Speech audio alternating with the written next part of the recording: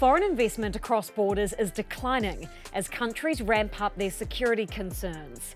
How is the OECD thinking about the impact on advanced and emerging economies?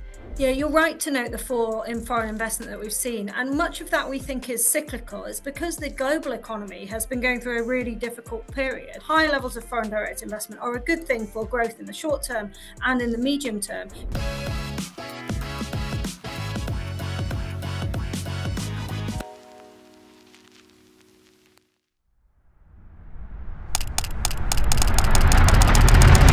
Foreign investment into countries has historically helped them prosper and can serve as a signal of where growth is likely to spur.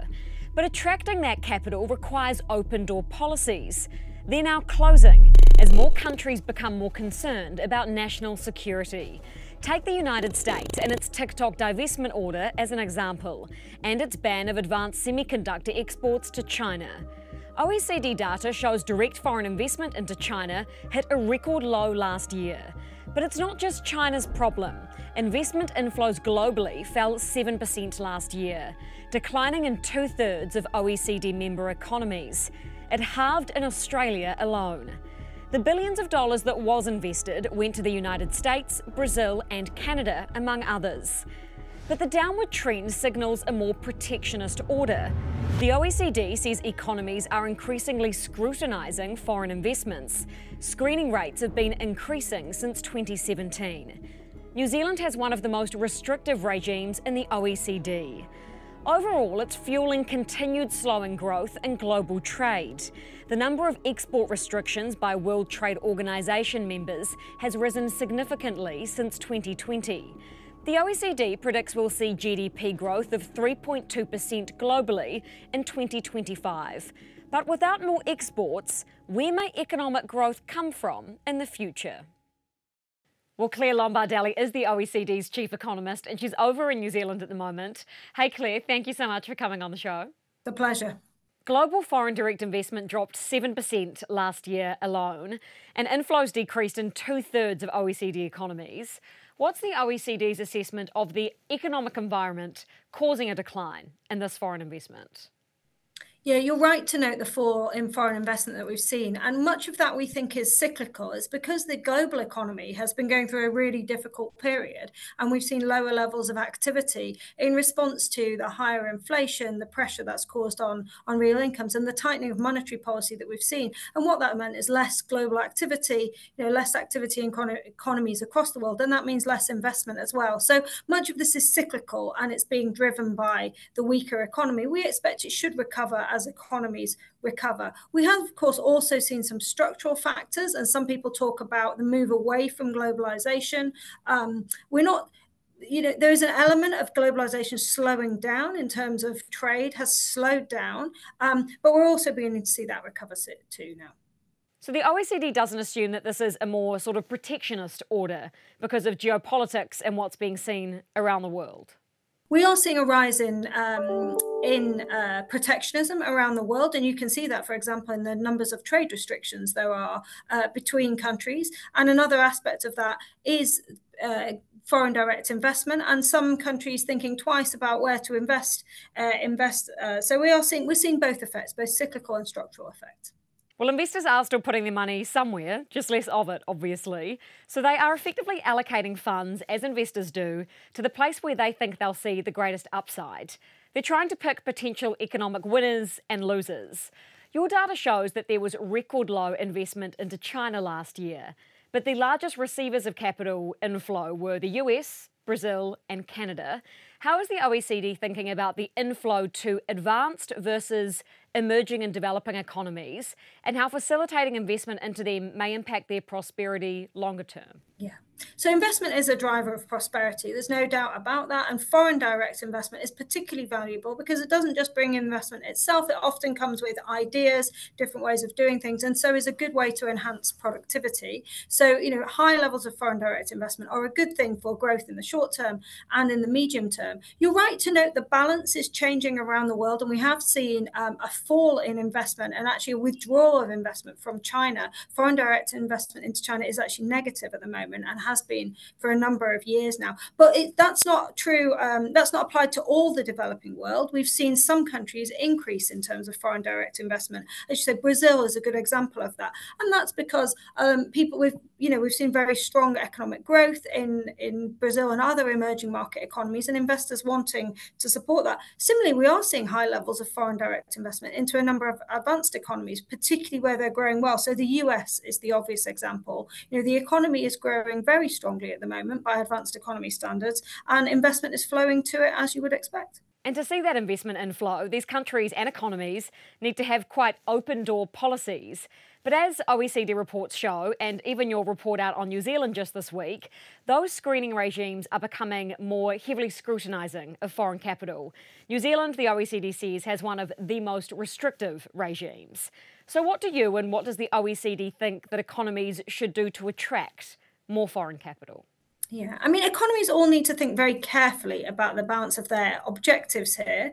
Foreign direct investment is very welcome. And to make their economies attractive, countries should think about actually how do they create dynamic, flexible product and labour markets so that resources in those markets, whether that's capital or that's workers, can move efficiently to the best, the most productive uses and the best ways to sort of generate success, to generate growth. And that's about how do you create flexibility in your economy? How do you increase dynamism in your economy? How do you think about new ideas, new technologies, adopt them quickly? How do you ensure that economies are adapting to changing consumer preferences, changing technologies to make the most of the available resources? And also make the most of affording the economic recovery from the pandemic, which, as we know, has caused very large government debt burdens, not just in New Zealand, but the US and many other economies as well.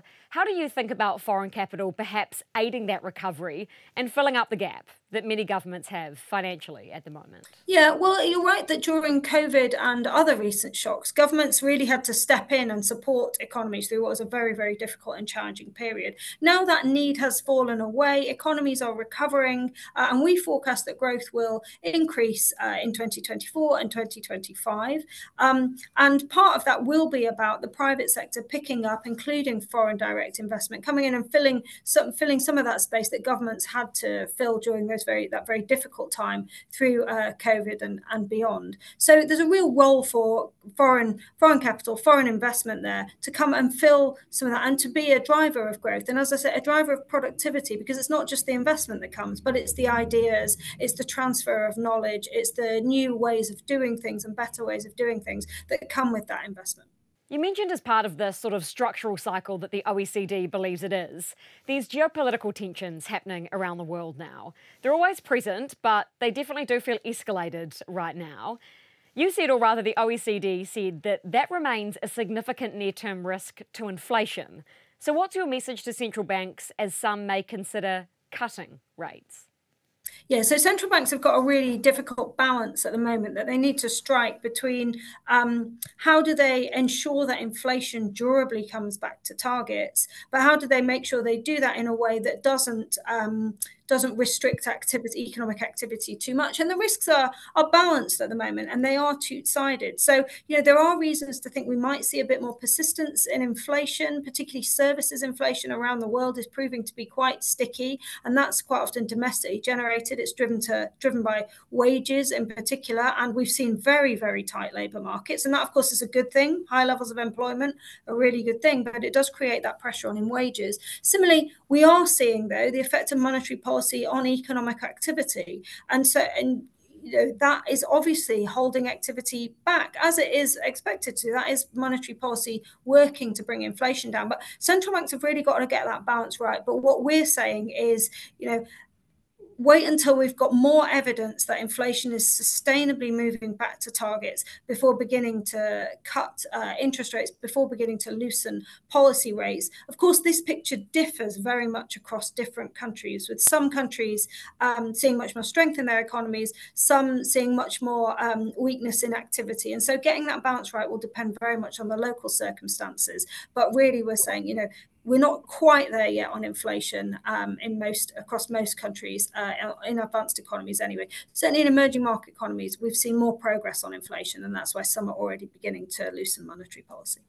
Yet to that point, we are going to and are starting to see divergence between central bank policies, which is quite the opposite of what we saw at the beginning of this cycle, where they all really moved rates up at the same time, kind of an element of groupthink, one could say. How do you see this divergence playing out? And how much upside could there be for economies that do manage to beat inflation and price increases and can cut earlier than others? Yeah, I mean, clearly, we are all looking forward to monetary policy normalizing over time. And of course, inflation, those countries that have managed to bring inflation down, that is obviously hugely beneficial to businesses and planning, but also in particular to households, right, who'll see their real incomes rising and have been through that pain of inflation. So those countries where inflation is falling and falling sustainably back to target, we'll see real benefits from that in terms of strengthened household incomes and increased economic activity. Those countries with higher rates of inflation, I mean, obviously that it'll be a bit longer for them before they can begin to loosen monetary policy, but often that is because they are seeing higher levels of growth in the economy, and so more strength in the economy that way. So different countries are on slightly different paths now, and so we will see, rightly in a sense, policy diverging because it is dependent on what's going on in individual economies. Well, on economic growth, a solution to all of this could potentially be artificial intelligence, because we know that growth in economies has typically been led and caused by major technological breakthroughs. Take the Industrial Revolution or otherwise, for example. How is the OECD thinking about the potential gains of artificial intelligence to sort of change the GDP game? And is it more optimistic or more dystopian on that view?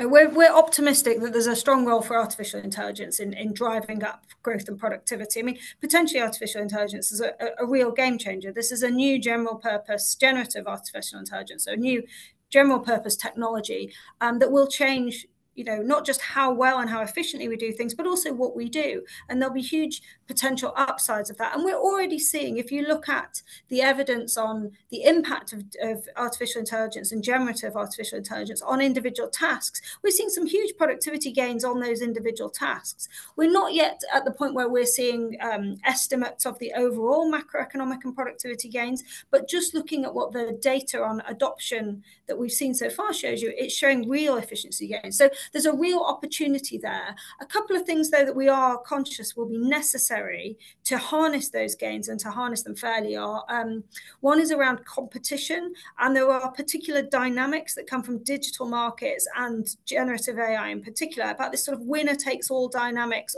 So you have to think quite carefully, and we would say countries will need to think quite carefully about how do they ensure competition in these markets, because you need competition, you need that innovation, you need lots of new entrants into markets to drive efficiencies, but also to drive choice for consumers, to bring prices down and the like. So how do you think about competition when the dynamics of the market itself might drive against that, and you might have to be a bit more robust and muscular? The other side is about skills. And actually, you can only adopt these technologies as well as the people are able to use them.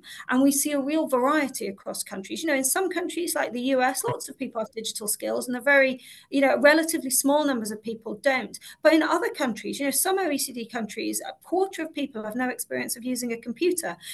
For those people, taking advantage of and benefiting from AI is going to be quite distant. So, we're saying to countries, this is a huge opportunity, a real potential game changer on productivity, but think about things like your skills policy, think about things like competition policy to ensure we can get that adoption that we're going to need to see this transforming productivity in the way that it potentially could.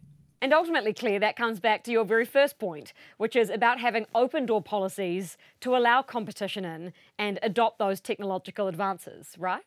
That's absolutely right. That's absolutely right. We can all learn from each other, and we're all learning a lot as this technology transfers, and we all learn about how we can best use it. Thank you so much for your time, Claire. I really appreciate it. Lovely to chat to you. You too. Thanks very much. Looking at the stats, according to balance of payments data, New Zealand recorded a net inflow of $2.6 billion of foreign investment in the last quarter of last year.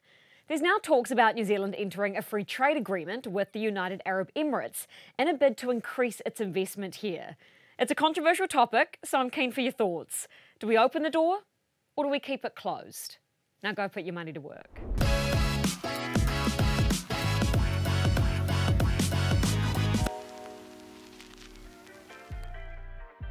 Thanks for watching Markets with Madison, the New Zealand Herald show for interested investors. If you want to stay up to date with financial markets, click the subscribe button below and you can watch our other episodes here. Stay up to date with all the business news and numbers as they land on nzherald.co.nz.